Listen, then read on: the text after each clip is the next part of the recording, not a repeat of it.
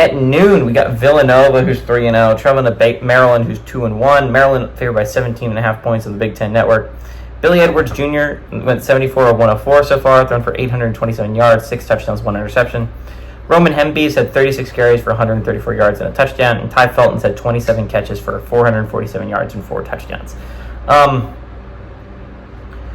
Maryland should really be 3-0. If you think about it, that Michigan State game is a game they gave away. And honestly, if I had to bet now, I bet that goes down as Maryland's one of the more heartbreaking losses of the year.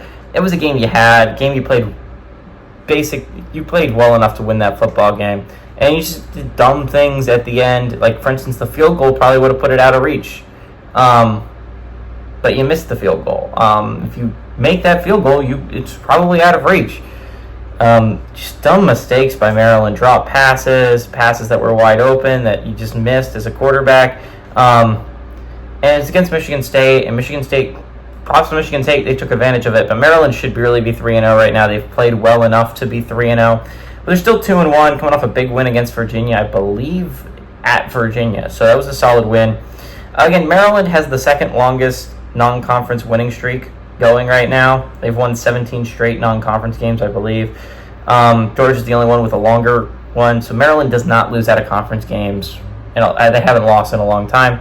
I should have known that against Virginia last week. Maryland does not lose out of conference games. They just don't. They're not going to lose this one. This is a great warm-up heading into the real meat of their Big Ten schedule.